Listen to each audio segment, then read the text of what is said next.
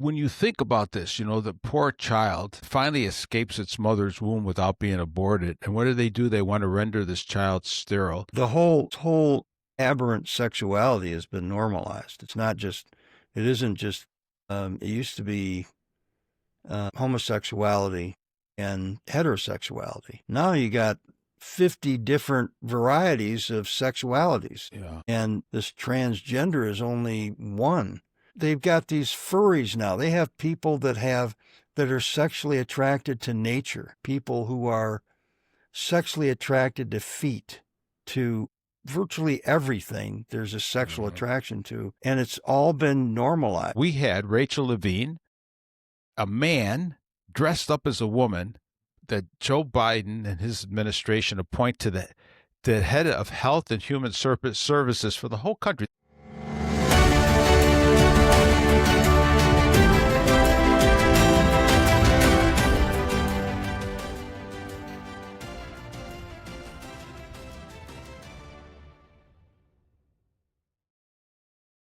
I'm with Tom Hampson, crime investigator, crime journalist. He wrote an article, The Destructive Myth of Gender-Affirming Care. As most of you know who listen and pay attention to this show, you know that Tom and I do a presentation out in the community called Stolen Innocence, what they're doing to our kids. We have been on this for many years now. COVID really brought this crazy insanity up where it was very, very clear that something evil was in the air. And that with the lockdowns, and we knew that Fauci had the U.S. government involved in the Wuhan gain-of-function research. We knew that the COVID, when it was unleashed on the world, we saw the mRNA vaccines come out. We knew something was nefarious with that. The churches went along with it. Most pastors went along with it. The Catholic Church went along with it. We had Pope Francis himself locked down all the masses around the world. So anyways, it goes on and on and on. And I remember going to the airport after they finally said you could fly.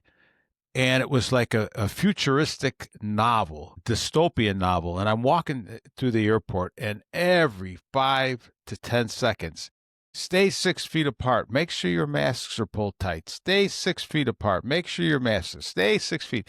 And then I got to the actual runway to go down to the plane. Everybody's staying 6 feet apart, again, blasting through this airport.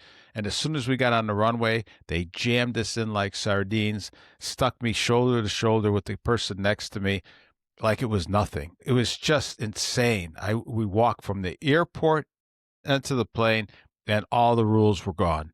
The only rule was these little minions that could force you to keep your mask up, except they showed us. You know how they do the flight, Yeah. the life jackets, how to put them on. In case, I'm flying from Chicago out to Denver. There's no water in sight, and yet they're going to show me what happens if we have an ocean landing, right? And another absurd thing. But anyways, now this guy came on, this woke guy came on, and he showed you how to tighten your mask all around your face. And my eyes rolled, and as he saw that, and he did not like me the rest of that flight. I could not eat a peanut and take that mask down. And he would watch me to make sure that I chewed with that mask back on, and I said, you know what? I'm trying to stay 6 feet apart from you and everybody else, but you keep crowding me, but he didn't like that either. So anyways, Thomas, the insanity kept going, but nothing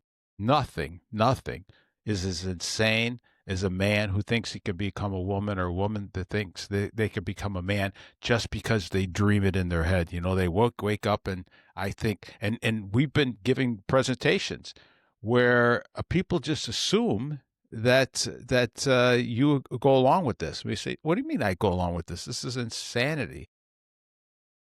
It's Well, we got kicked that's out of a library because we disagreed with that settled science.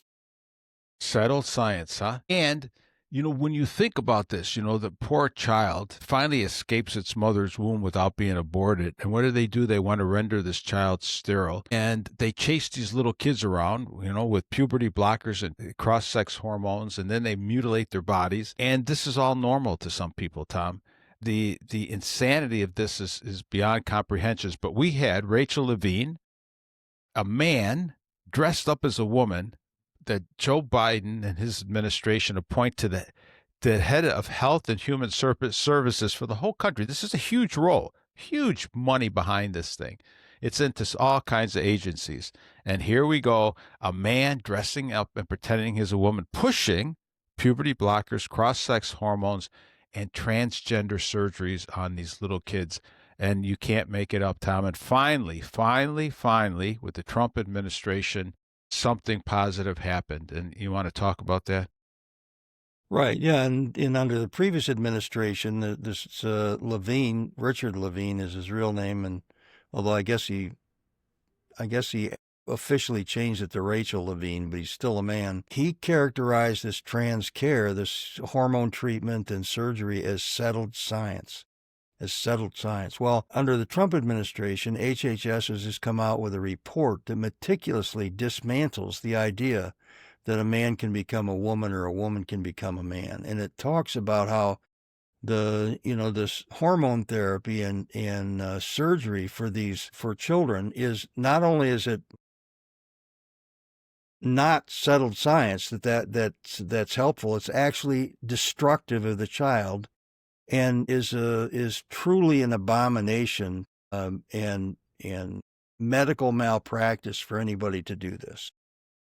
Tom, does that surprise us? Does that surprise us? No, we've been saying that. We've been saying this for 15 years when it first kind of cropped up publicly.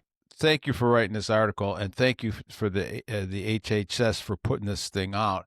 But isn't it insane again that they need to do a report to tell us what we knew all along, that a man can't become a woman and a woman can't become a man? But they're still claiming that this is wrong. I mean, there's people out there that says that this report by HHS is wrong. Yeah.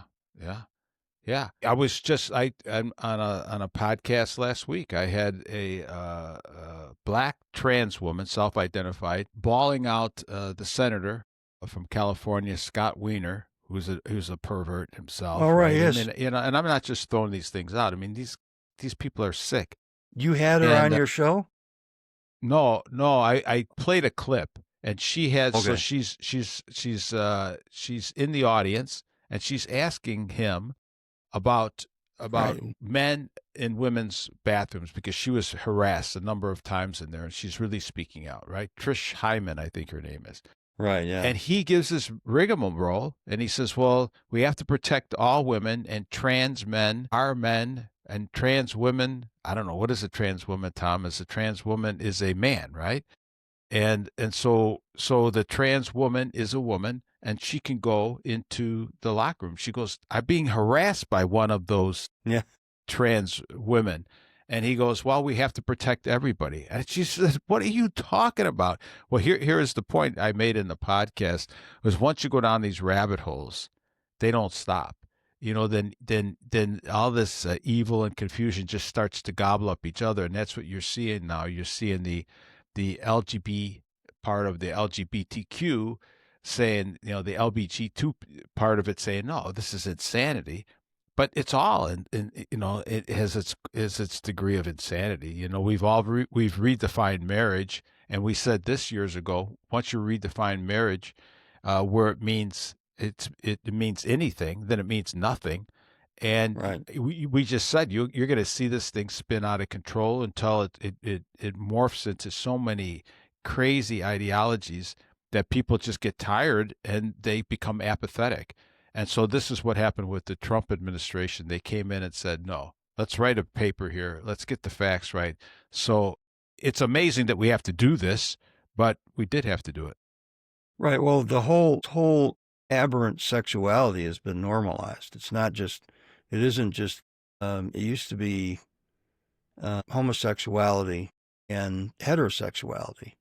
Now you got 50 different varieties of sexualities. Yeah. And this transgender is only one. They've got these furries now. They have people that are sexually attracted to nature, people who are sexually attracted to feet, to virtually everything there's a sexual attraction to. And it's all been normalized. Like this is, it depends on how you are made. This is Tom, it's all crazy. This. Yeah. It's talk about insanity. I just saw a clip from one of those TED Talks. And there's two young women, two different talks, two young women standing up for MAPS, minor attracted persons, Right. and Yeah. so pedophiles. Yep. And they are standing up for them. And here's what these women said, just like this. They just said, you know what? They were born this way, and we just have to get used to them. We can't just condemn them because they want to rape and sexually abuse young kids. And you just go, Right. what are you talking about? Right. Well, no, see, it's even worse than that, because they're saying that it doesn't harm the children. And in fact, it's good for the children to have a sexual relationship with an adult. That's good for them. And so not only not only should it be decriminalized, it should be encouraged. Tom, if you know this better than most, you've talked to some of these kids that have been sexually abused. How many of Yes. them said what a wonderful thing it was to have an adult rape them? I mean, did any of them jump up and down for glee and happiness? No, the thing is that one of them really stands out to me is he was a child whose father had abandoned them. His mother was raising him as a single mother. She worked, and this priest showed an interest in her son, and she was thrilled about it, and she felt he needed a father figure, and the boy too just loved it. This priest took him to ball games, like the Sox games. He took him fishing. He took him to all these different kinds of things. He says, I loved the guy. It was just this one thing, this whole sexuality thing that I have a bad feeling about. It was just very bad. But 95% of the relationship with him was wonderful. It's just this 5% of it was ugly, and it made him sick thinking about it. So they exploit the vulnerable. Yeah, they do. To the good of the vulnerable. It's to the detriment of the child. It doesn't help the child at all. And when you talk about the priests, that's what really makes you sick. Look, at everybody that listens to this show knows that I had a brother that was sexually abused by a priest in our parish, Right. and he died, and he got into drugs and all kinds of different types of behaviors, homosexuality among one of them. And all stemming from this sexual abuse. He had nothing Right. good to say about that. But yet, we have elements in the church and pastors who are still pushing homosexuality and LGBTQ. And let me ask you this, Tom: why is it only about sex? Why is it only about sex that we allow this stuff, and it's anything else is fine? If it comes to sex, it's amazing. If you, of course, this is changing too. I was going to say, if I lied to you, we don't say that that's okay. I was just born a liar, and that's Right. okay for me. I'm going to lie, or I'm going to steal every time I go to somebody's house or in the store, and it's okay. And I was going to say that's not okay, but obviously, if you live in one of these socialist cities like we do here in Chicago, it actually, even lying, stealing, cheating, and murdering people is even okay. This isn't. This is where we're at. Right. You got to pinch yourself. I refuse to accept the idea that these children are born gay or lesbian or whatever the letter is. I refuse to accept that. They are twisted into that kind of behavior as a result of an aberrant sexual experience that they've had in their childhood. That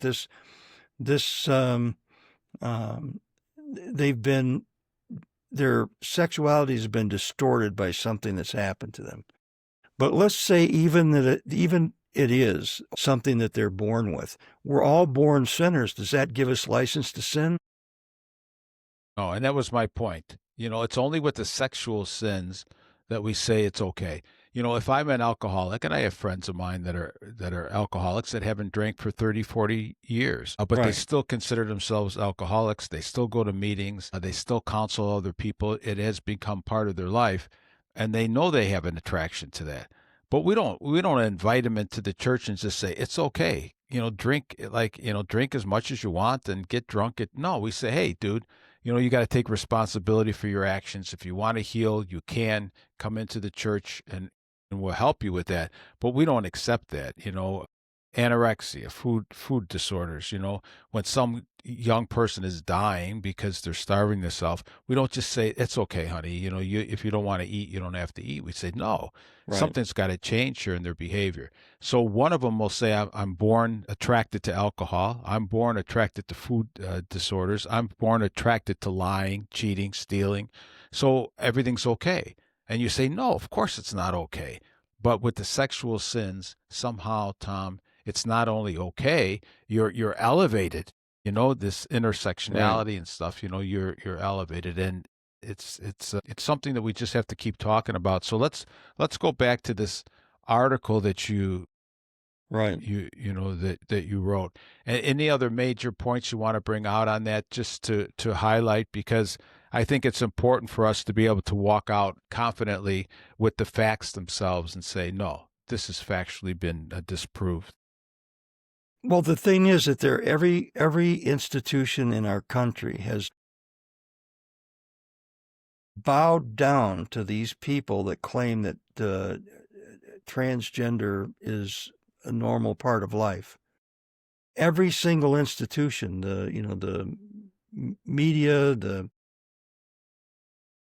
government, the medical community, the psychological community, the churches, of all things, the churches have gone along with this. And yet we can see how distorted this has become over the years. It started off as something, the condition, gender identity disorder is what it used to be called. It used to be a very, very, very rare condition that people had. And it was treated mostly with psychological help. And then it started to become more popularized. And now it's like almost commonplace that people know somebody who's a transgender. And on top of that, now we've added a fusing of these transgenders and other things like the furries. The guy that shot Charlie Kirk was into this furry stuff, and also transgenders. His lover was a transgender and a furry. And he apparently was some kind of a furry. And the crooks who tried to kill President Trump a year ago, he appears to have been involved in this furry and transgender subculture. We are becoming these disordered behaviors, these disordered desires are metastasizing in our culture to make them even worse. And so I thank God that HHS has come out with this report where we now have an official document from the government that meticulously deconstructs every lie that these people who are promoting transgenderism have been passing around in the country. It's so refreshing, but the only problem, of course, is once a new government comes in, or if they let these crazies, and I really mean it, they lost their reason, Tom. If they get back into power, and you can see what happens, the destruction is really brutal. I want to play this clip from Admiral Brian Christine, he's a doctor who took over for Richard Levine as Assistant Secretary of the Human Health. This is Admiral Brian Christine, the Assistant Secretary for Health at the Department of Health and Human Services. Over the past decade, the number of children and adolescents who reject their biological sex has risen dramatically. Some analyses indicate trans-identifying teens nearly doubled from 2022 to 2023. These young people and their families are searching for answers to gender dysphoria. They deserve honesty, compassion, and the strongest evidence for the help that the medical profession can offer. And that is why the United States Department of Health and Human Services worked with 9 academics with professional backgrounds in medicine, bioethics, psychology, and philosophy to conduct the most comprehensive review to date of the standard of care for gender dysphoria in minors. The findings within the 400-page peer-reviewed report are clear. Sex-rejecting procedures such as puberty blockers, cross-sex hormones, and surgeries for children are dangerous. They can cause infertility, a loss of sexual function, reduced bone density, metabolic and cognitive effects, and certainly surgical complications. They can scar kids both physically and emotionally, for life, and they can do irreversible harm. I implore physicians and parents to read this report and protect children from fraudulent procedures. My message to parents and kids navigating a world mired in confusion and despair is very simple. The prior administration and my predecessor, Rachel Levine, manipulated and betrayed vulnerable families. The Trump administration has the wheel now, and we will never, never abandon you. We are committed to gold standard science, not a political agenda, and we are always guided by radical transparency. Today, we are releasing nearly 200 pages of independent peer reviews that confirm the accuracy and the integrity of our findings. Around the world, countries like the United Kingdom, Sweden, and Finland have already shifted course, emphasizing psychotherapy and mental health support for children confused about their sex, and it is long time that we do the same in the United States. And this is not about politics. It's about science, it's about safety, and it's about trust. Our mission is to ensure every American, and especially every child, receives medical care that is evidence-based, that is ethical, and worthy of the public's confidence. Protecting our children's health and their future is good medicine. And it's also our moral obligation, and in the administration, we take this obligation very, very seriously. At the Department of Health and Human Services, we will continue to be guided by gold standard science, a dedication to radical transparency, and always the truth. That is our commitment to the American people, and it's my promise, my pledge to you as the Assistant Secretary for Health. Blessings upon you, upon your children, and upon our republic. Thank you. When you hear something as refreshing as someone like that compared to this nutcase, Richard Levine, I mean, what a breath of fresh air, you know, and, Well, yeah. and again, it points out this is a real battle between sanity and insanity. What do you think? Well, it's a battle between truth and lie. These studies these aren't new studies that they've done. Tom, let get even beneath the studies. This is truth versus lie. This is good versus evil, because there's no study that's going to give me enough evidence that can tell me that just because 15 minutes from now I go into my bedroom and I dream that I'm a woman, that I'm going to come out and I'm a woman. It ain't going to happen. And because you give me some hormones, that ain't going to change it either. It can do some damages to my body, just like drinking too much and taking too many drugs and too many steroids or whatever else I would do. But it's not going to change my sex. And that's just reality. I was listening to a podcast, a Free Press podcast, that interviewed Carol Hooven, who used to be she's a biologist, and she used to be an instructor at Harvard University for like 20 years. And she wrote this book, The Story of Testosterone, the hormone that dominates and divides us. Well, based on her research and her studies, she went on Fox and Friends one morning and just said very, very matter-of-factly that there are two sexes, male and female. Well, this caused a firestorm at Harvard, and she was forced to resign because her comments on Fox and Friends were considered transphobic. This kind of thing. This is Harvard University. You can't make this stuff up. And so we still have a problem of the narrative dominating over the truth.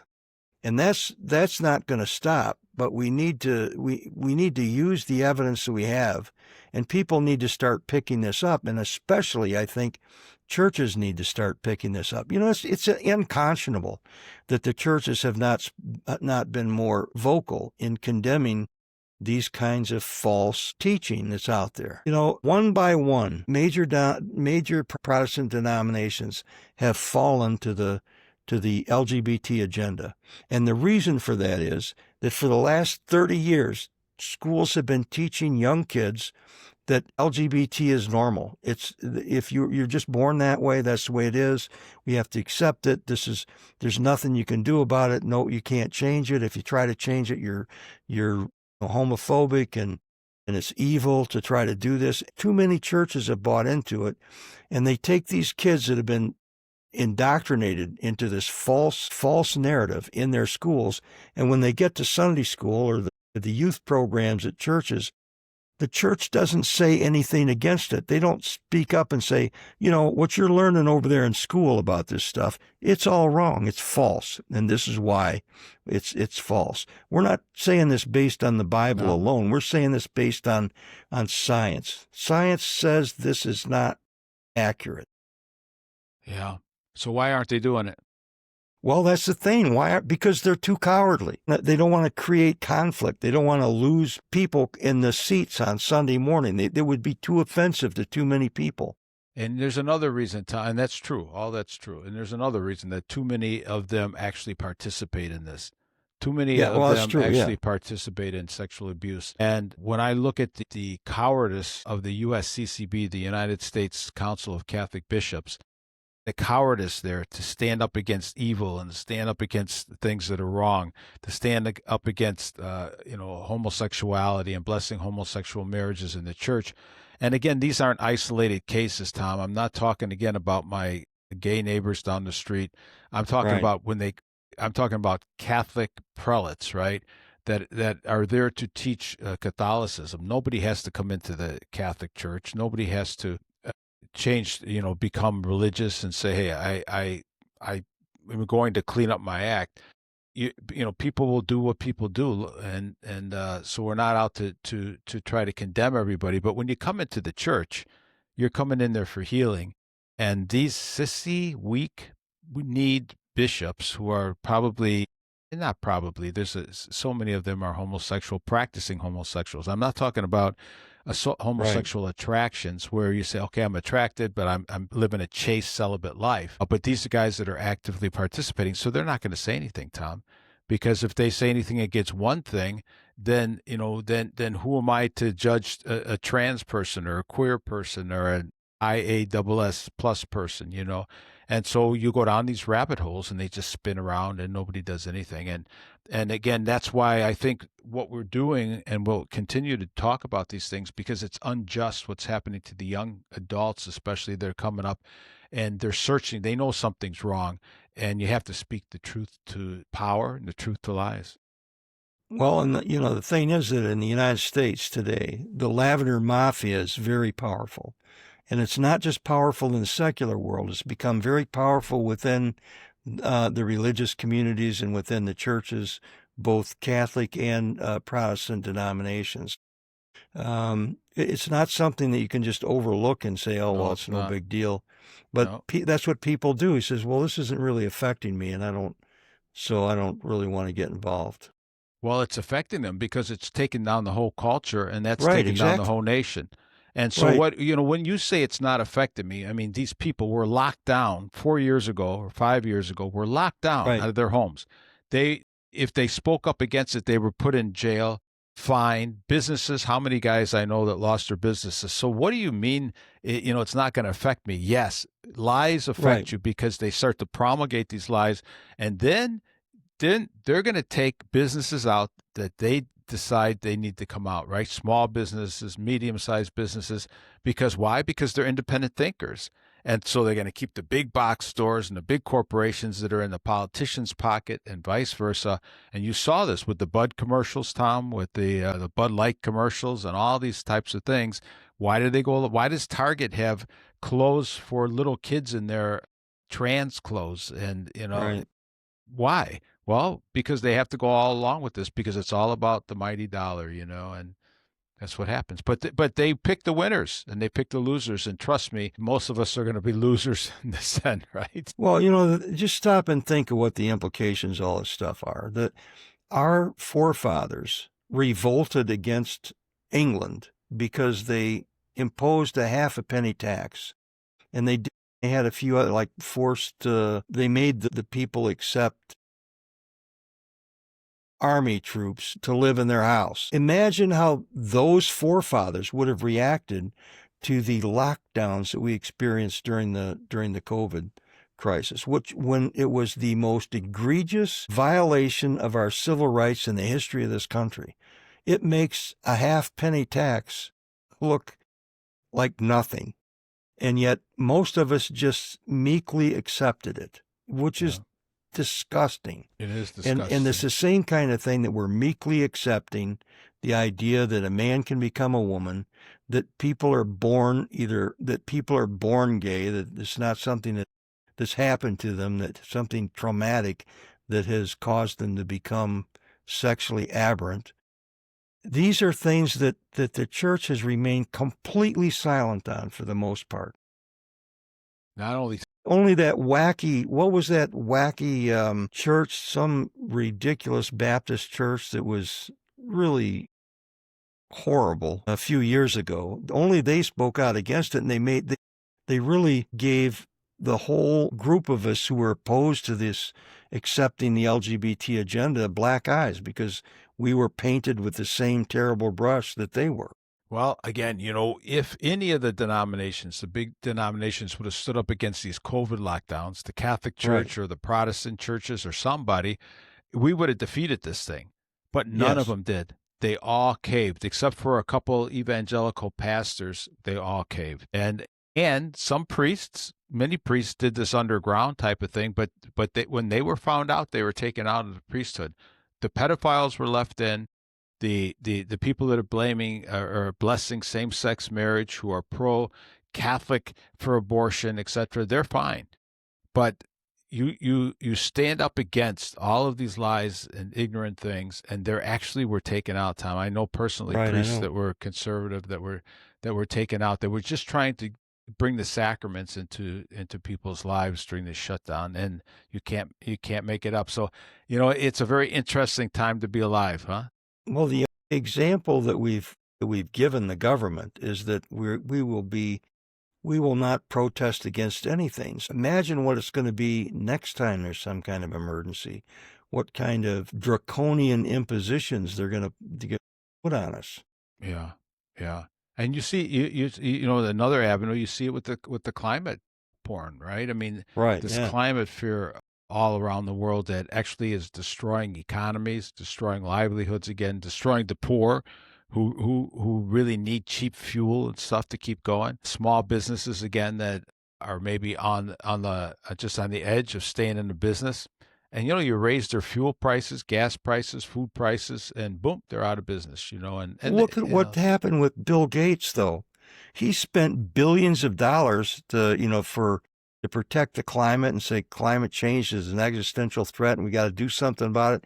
Billions and billions of dollars on it. Just a couple of weeks ago, he says, "I was wrong. I guess we have to move on to something else," and that's it. Move on, yeah, right. It's like all of a sudden climate change isn't a problem. And the media let him go. And the media let him go. Or you just kind of casually say, "Oh well, this is wrong. We have to do something different." Tom, we got to remember this stuff. Before we leave right now, as we're winding down, give me a couple other things that Trump is doing well that people need to remember, because they do need to remember this. That people will ask me, why did those young guys in Gen Z, why did they vote for Trump? And I said, you're kidding, right? You didn't see everything that you and I, Tom, had just talked about on the show. You didn't see them appoint these crazy people as scientists, these crazy people in charge of our health that actually have mental illness, and they put them in charge of our health, that opened up the whole border, that promulgated these mandated these vaccines and all this stuff. It can make you sick, right? Or pushing abortions, or pushing all of these LGBTQ issues. And so Trump came in, and he's not perfect, he's not God, he's not our savior, but he's done some good things, including putting that admiral that we just played up on the screen. Right. Well, he's made a lot of really good appointments, for one thing, but the other thing is he's shut down the border. He's removing the illegal aliens, and they are going after the dangerous ones first. He just completely transformed our energy sector. He's gotten rid of all kinds of regulations that prevent the construction of nuclear power, which is probably the cleanest power that we could have, much better than solar or wind. They require the destruction of the earth in order to produce them. And So because of he's focused on all these energies and increased the capability, the production of oil and gas, They're getting prices into for energy food. are going down. Look what they're doing with food, Tom. I mean, Right. warning us about the health problems with our kids with all of these Yes. processed Oh yeah. foods and stuff, right? Well, they've already done that. They've taken dyes out of some of the foods. They're requiring more organic. They're re-examining all of the vaccines. A few years ago, kids only had to get 4. When I was a kid, there were only 2 vaccines that I got. Today, the kids that go to school get something like 90. What is that? And does it really protect them? They're looking at the studies to find out what's good for kids and what isn't in terms of the food pyramid, the kind of vaccines that they should have, the kind of health criteria that should be included in school. They've reestablished the president's physical fitness program, which was eliminated for a long time. And Tom, and they're pushing back against this comprehensive national sex ed standards being taught in the schools, Yes. And so all of these way to sexualize and steal the innocence of young children. It makes my stomach sick when I think about it. And, well, look and at all the peace agreements he's created around the world. Pakistan and India, which could have become a nuclear war. You got to realize that if somebody starts chucking nukes, even if it's over in Pakistan and India, if they started chucking nukes at each other, it's going to affect us here. People are going to die here because of that. It would be long-term suffering kind of dying. And so these are things that he's done. We're on the verge of a peace agreement in the Ukraine. Hopefully, prayerfully, we have to try to help that come about. These are monumental achievements that he's made in such a short period of time. I don't know why he doesn't have 100% approval. Yeah. Well, I'm going to hang his hat up back behind me there. Hey, God bless you, Tom. Thank you. It's good to remember what he's done well because, too many people are ready to abandon ship as soon as they get something that they see that's not perfect. They forget that everything that we brought up today is a fraction of the evil that he's pushing back against. He's amazing that he can do that. Again, he's not God. He's not the Savior. He's not a perfect man. We all know that. But somehow he has everything that you said that the pastors don't have, standing up for truth and doing it in his own way. He's not going to do it perfectly. This is politics, Tom. Politics is a dirty game, and he's not the king. He's not the monarch, and he can't just make all the decisions. You wish he could, but of course the problem with that is then the Biden administration would come back, and then they would do the same thing. So I guess it's good that we have some checks and balances. All right, brother. It's good to be with you, huh? I'll talk to you later. All right. Goodbye, everyone.